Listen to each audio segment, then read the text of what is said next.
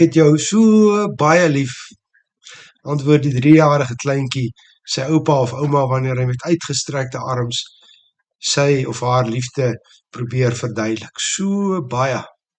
As my arms langer was, sou ek dit langer gestrek het. Van oneindigheid aan die een kant na oneindigheid aan die ander kant.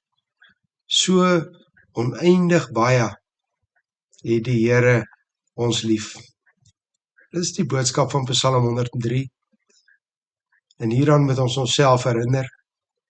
Dit is die evangelie van God wat my lief het en ek moet myself daartoe oproep. In my verganklikheid en afhanklikheid kom die belofte van die Here in vers 17. Maar die troue liefde van die Here is van altyd af en is vir ewig oor hulle wat vir hom ontzag het en sy geregtigheid geld vir die kinders se kinders. Ek is in my verganklikheid afhanklik van hom wat my oneindig lief het. Hierdie liefde is gewortel in die Here se gesed en sy verbondstrou, sy liefde. Vers 8 gebruik 4 wisselforme: barmhartigheid, genade, lankmoedigheid en liefde. Kom ons oordink vir 'n oomblik hierdie liefde van God vir ons. Dit is van ewigheid af. Dit was altyd daar, dit sal altyd daar wees, dit is onuitputbaar. Sy liefde raak nie op nie. Sy liefde is allesomvattend. Ons het deel aan al sy weldaad. Geen een daarvan word ons ontneem nie. Kom ons lees vers 3 tot 5. Dis hy wat al my sonde vergewe, wat al my siekte genees, wat my red van die graf en my met liefde en ontferming kroon, wat my die goeie in oorvloed laat geniet, my die jeugdige krag van 'n arend skenk. Sonde wat vergewe is, siekte wat genees word, vrygekoop van die dood, begeertes wat met die goeie bevredig word, oorvloed uit sy hand. Sy liefde omvat my hele lewe. Sy liefde is genadige liefde. 'n Opeenstapeling van dieselfde begrippe oor en oor.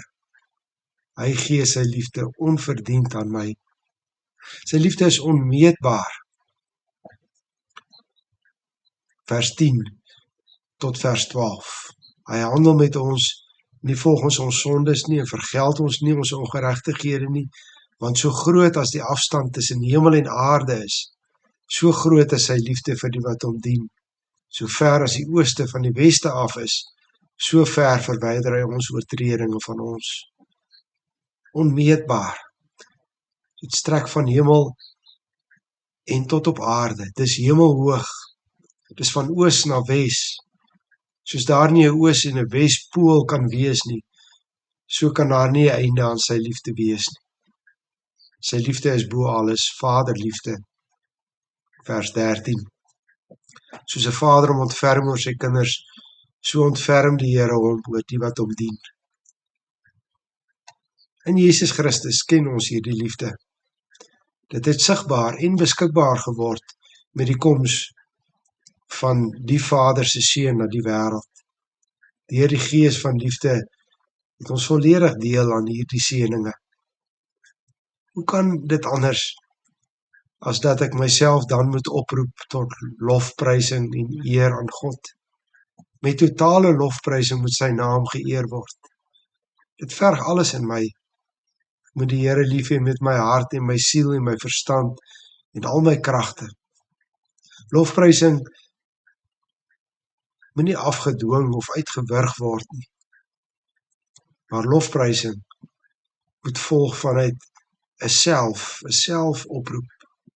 Nie aangeplak of aangeleer of selfs opgewek deur musiek en rituele nie, maar 'n lofprysing van binne af, uit my siel uit. Dis 'n lofprysing wat oorloop in eerbiedige gehoorsaamheid.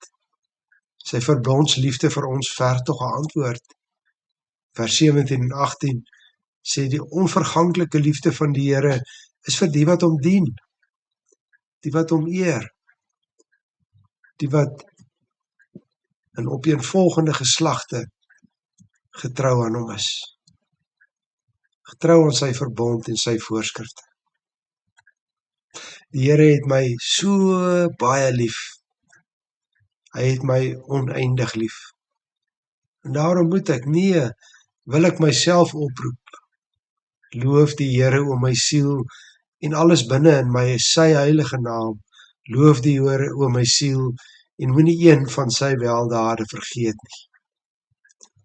Wil jy dit nie saam met my doen nie? Goeienaand.